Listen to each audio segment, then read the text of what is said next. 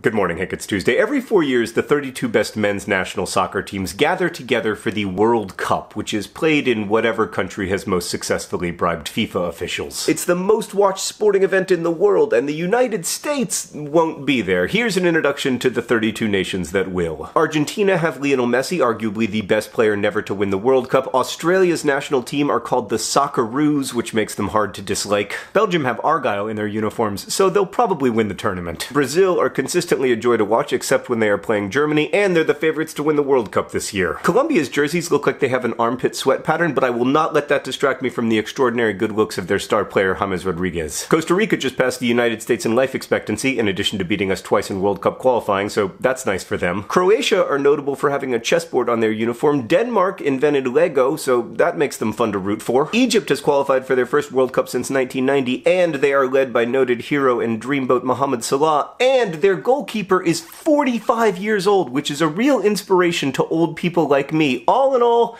they are my adopted team for the World Cup. England, right, so the deal with England is that every World Cup, all the fans are like, our team isn't even that good, we probably won't even make the quarterfinals, and then they do make the quarterfinals, whereupon they lose, and all the fans are shocked and devastated that their national team did exactly what it always does. France's mascot is a rooster. Also, they're a trendy pick to win the World Cup this year, but they couldn't beat the United States in a friendly over the weekend, so I'm a bit dubious. Germany are very good, and they have a manager who always looks like an aging beetle trying to hail a cab. Iceland qualified for the World Cup despite having a population smaller than Wichita, Kansas. How are we not going to the World Cup? I'm sorry, that is off topic. Congratulations to Iceland, who would be a great pick for my adopted team if it weren't for my undying love for Mohamed Salah. Iran's backup goalkeeper slept on the floor of the pizza restaurant where he worked until signing a professional contract a few years ago. Almost all of Japan's players play professionally for Japanese teams, which is why it's no excuse to say MLS isn't good enough to develop World Cup level players. Mexico are obviously the best team in North America. Also, they have Rafa Marquez, who will be playing in his 5th World Cup. Morocco have a very strong defense, which they will need against Spain and Portugal. Nigeria, meanwhile, have the best kits in the tournament, and if they weren't in the hardest group, they might go far, but they are in the hardest group. Panama have qualified for their first World Cup ever, which is great, and I am totally over the fact that they beat the United States in qualifying. How do you lose to Trinidad? My friend the writer Daniel Alarcon is Peruvian, and their uniform has a sash, and they've qualified for their first World Cup since 1982, making them an excellent choice for your adopted team until and unless you look into these dreamy eyes. Poland are a good long-shot pick to go far in the tournament if their star striker Robert Lewandowski is in form. Portugal have Cristiano Ronaldo, if you're into that kind of thing. I'm sorry, I'm trying to work my way through some of my issues around Real Madrid right now. Russia's hosting the tournament, and I'm not going to say anything else because I am genuinely scared of Vladimir Putin. Saudi Arabia are the biggest underdogs. Serbia has a defense with tons of experience, or put another way,